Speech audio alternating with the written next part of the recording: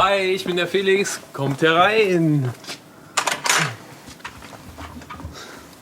So, ja, das ist hier mein Kühlschrank. Also ich nehme jeden Tag 100 Gramm Protein zu mir, vor allen Dingen durch Hülsenfrüchte, durch Tofu, durch Soja. Mein Protein ist auch aus Soja, was ich morgens in mein Müsli mache. Und jetzt zum Beispiel dieser Tofu, dieser Räuchertofu, der hat jetzt 19 Gramm auf 100 Gramm Protein. Also voll übertrieben viel, was hier abgeht. Also wahrscheinlich habe ich heute sogar die doppelte Menge.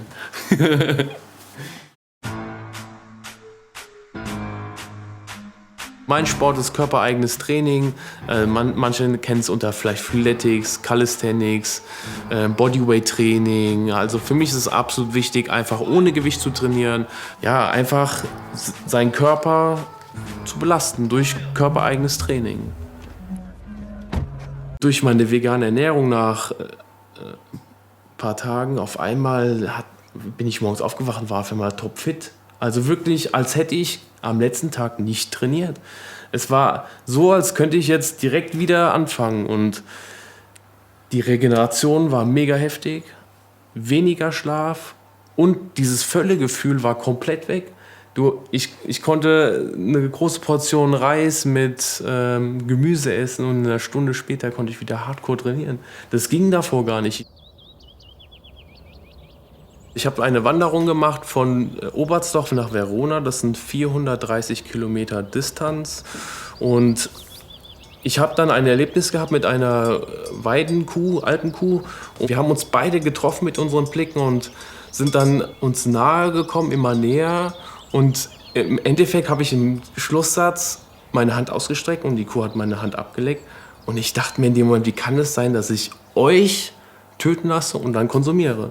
Das waren meine Gedanken in dem Moment und das hat mich auch berührt in dem Moment, diese Verbindung mit dieser Kuh zu haben und das festzustellen, dass diese Kuh einen Charakter hatte, also wirklich ein absolutes Lebewesen und danach bin ich vegan geworden, so wie es war. Das spüre ich immer, dass wenn ich jetzt mit Nicht-Veganern unterwegs bin, dass auf meinen Teller immer am meisten geschaut wird. Was macht er? Macht er irgendeinen Fehler? Und dann, wenn dieser Fehler auch da ist, dann ist es schon durchaus vorkommen, dass dann genau da reingestochen wird, um genau das dann zu provozieren. Wieso, weshalb, warum? Nach der Wandertour, wo ich für mich entschieden habe, ich werde vegan, hat es ein paar Tage gedauert und ich war nicht mehr mit meiner Ex-Freundin zusammen. Jetzt hat er eine neue Freundin, Nadine. Die ist natürlich auch vegan und hat auch noch vegane Eltern. Ja. Über 10 Jahren, ja. Ja, du, aber wir noch nicht so lange. Aber wir sind noch nicht so 100%ige Veganer. 95. 95 meinst du? Okay. Und wie kam dann der Sinneswandel? Warum soll man zweimal kochen? Dann haben wir das ausprobiert und es hat halt super bekommen. Ja. Und dann haben wir komplett das umgestellt. Prost erstmal. Ja, Cheers. Prost. Prost. Ich hatte ja auch Asthma, auch mal Neurodermitis, ist alles weggegangen. Also ich hatte auch mal Schwierigkeiten mit sehr säurehaltigen Früchten, einfach alles weg. Das ist wirklich erstaunlich und wenn das einem so ergeht, dann fühlt man sich einfach nur gut. Und kann länger, härter und effektiver trainieren, findet Felix. Sein Gewicht konnte er jedenfalls schon um mehr als 10 Kilogramm steigern.